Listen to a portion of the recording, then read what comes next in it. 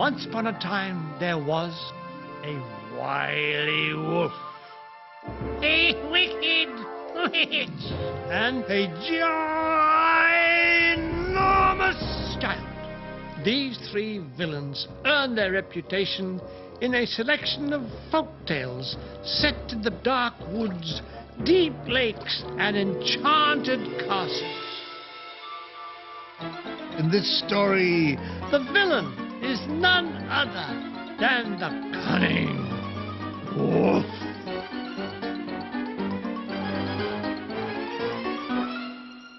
Will the clever little red hen end up in the pot? Find out in this story of wolves, witches, and giants called The Little Red Hen.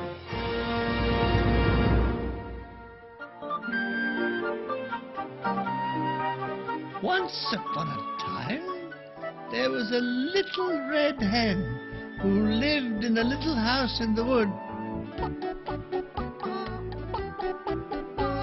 It was the neatest house you could imagine. There was a larder full of the best corn and barley, a dear little bed made from the finest straw, and a little fire to keep the hen warm in the evening. The little hen was an independent hen. She had a private income and lived on her own. Consequently, she had to go out and find sticks for the fire herself. Roughly translated, the little hen was telling herself to take care while searching for sticks in case the wolf should try and pounce on her. The wily wolf, who lived in a den nearby, was always trying to outfox or outwolf the hen, try as he may. The little red hen was always too clever for him and always managed to get away. On one occasion, he had actually got the hen into his mouth when she said, "Tell everybody you've caught me at last! Quack, quack, quack, quack!" "I got the hen," he cried, opening his mouth to say it, and off she'd flown.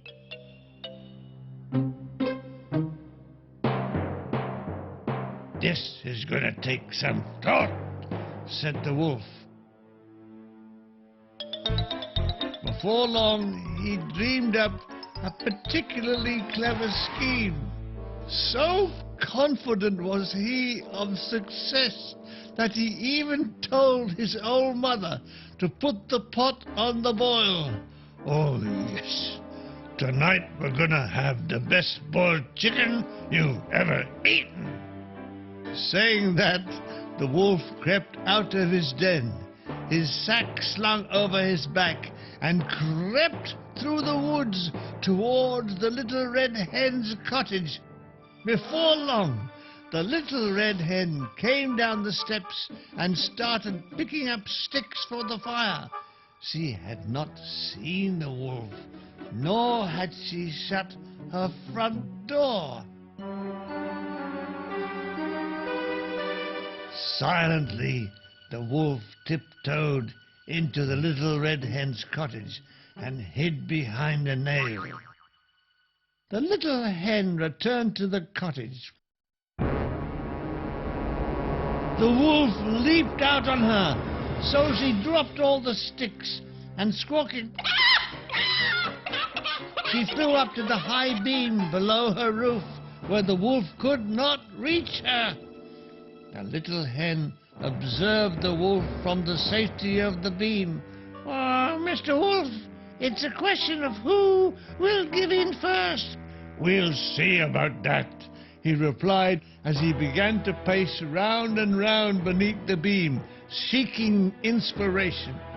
Slowly at first, then gathering speed, the wolf seemed to be chasing his tail. Faster and faster he spun, like a spinning ballerina, until he seemed to be like a grey blur. Oh! The hen felt her head spinning round. And her eyes spinning round. And soon she became so dizzy, she dropped down from the beam, plop, right into the wolf's open sack. The wolf was not exactly feeling great himself after his mad dance, and for a moment or two staggered around, lurching here and lurching there, lurching everywhere. Oh, yes, I got you this time, and a very nice supper you'll make with leeks, red wine, and hoibs. I shall call you Coq au Vin. The little red hen luckily did not speak French like half of England, so was not unduly worried, except about being eaten that evening, of course. After all his exertions, the wolf was feeling rather tired, so decided the idiot to take a nap. He placed the sack down on the ground and was soon in the land of Nod, wherever that may be. Some say it's Lewisham.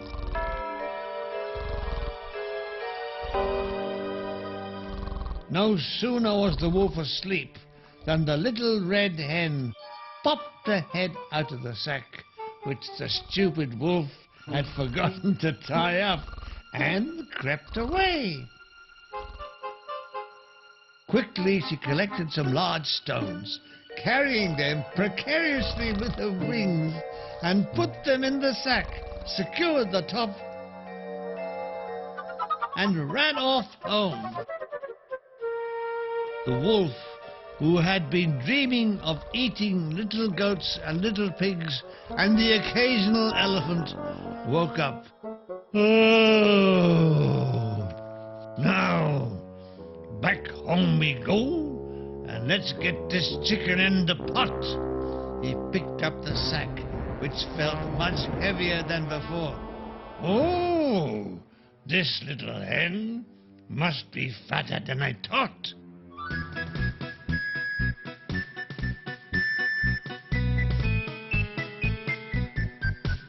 His mother had the pot boiling away merrily as the wolf came into the den. How about that? How about that? At last I caught the little red hen, and what a dinner we're gonna have. Is that water really boiling, Mother? Yes, it certainly is. Say bye-bye, little hen, said the wolf.